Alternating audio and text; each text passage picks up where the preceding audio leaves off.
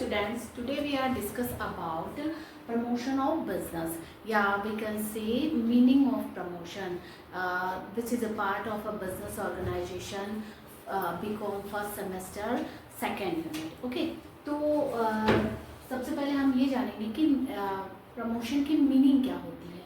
Promotion refers to the act. Promotion एक ऐसा act है and process of establishing a new business enterprises. एक नए बिजनेस इंटरप्राइजेस को इस्टेब्लिश करने के लिए जो एक्टिविटीज़ की जाती हैं उसे हम प्रमोशन कहते हैं. फॉर एग्ज़ाम्पल, मान लीजिए कि हमें ये डिसाइड करना है कि हम किस चीज़ का बिज़नेस करना चाह रहे हैं, कैसे करना है, कहाँ पे करना है, उसमें क्या क्या चीज़ें यूज़ होगी, कौन सी मशीन यूज़ होगी.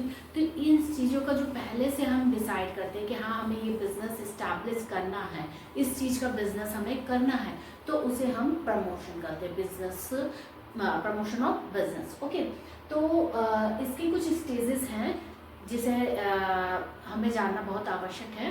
तो सबसे पहले हम स्टेजेस ऑफ प्रमोशन जान लेते हैं. इसमें 4 स्टेजेस हैं. फर्स्ट हमारा है डिस्कवरी ऑफ बिजनेस आइडिया. सबसे पहला स्टेज इसमें बिजनेस प्रमोशन में क्या होता है कि हमें ये देखना होता है कि हमें बिजनेस आइडिया जो भी हमारे माइंड में आ रहा है उसकी डिस्कवरी, खोज करना कि हमें किस चीज़ का बिजनेस करना है. एक बिजनेस जैसे एक पर्सन है वो पहले वो डिसाइड कर ले वो कि हाँ उसको कपड़े का बिजनेस करना है कि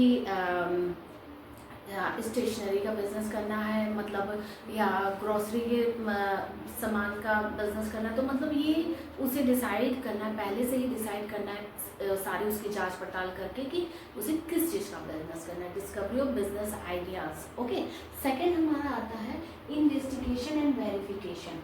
जब एक व्यक्ति ये डिसाइड कर लेता है कि उसे इस चीज़ का बिज़नेस करना है तो वो उसके बारे में सारा क्या करता है, इन्वेस्टिगेशन करता है, उसकी जांच पड़ताल करता है कि हाँ ये बिज़नेस में क्या कॉम्पिटिशन्स हैं, क्या उसमें प्रॉफिट लॉस कितना हो सकता है, क्या क्या उसमें माल लगेगा, किस तरीके की उसकी आगे संभावना है कि वो ग्रोथ करेगा कि नहीं करेगा.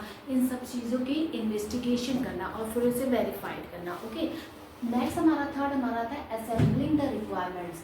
अब मान लीजिए कि एक व्यक्ति अगर ये डिसाइड कर लिया कि उसे किस चीज़ का बिजनेस करना है, उसके बारे में सारा कुछ जांच पड़ताल भी कर लिया, तो अब उसको जो उस बिज़नेस को इस्टेब्लिश करने में क्या क्या चीज़ें की ज़रूरत होगी, कौन सी लगेगा मशीन, क्या यूज़ होगी, कौन सी स्ट्रेटजीज होगी, क्या उसके लिए प्लानिंग करनी होगी, किस तरीके से मार्केटिंग वगैरह करना होगा. तो इन सब चीज़ों उसके लिए क्या क्या चीज़ों की ज़रूरत होगी तो उसको असेंबल करना, एक जगह इकट्ठा करना, मतलब उसके बारे में सारा कुछ सोचना, जानना, समझना, लोगों से बात करना कि हाँ इस चीज़ का बिज़नेस हम करना चाह रहे हैं तो उसमें कैसे लगेगा, वो जो डीलर वगैरह हैं उनसे डिस्कशन करना. ओके, थर्ड हमारा आता है last stage financing preposition. Financing preposition में क्या है कि हमने सारा कुछ पहले के थर्ड स्टेज कंप्लीट कर लिए, तो फोर्थ में कि हमें ये देखना है कि हम जो उसमें कैपिटल की जो रिक्वायरमेंट होगी, फाइनेंस जो यूज़ होगा वो कैसा होगा, लॉन्ग टर्म होगा कि उसकी सोर्सेज क्या होगी, शॉर्ट टर्म होगा.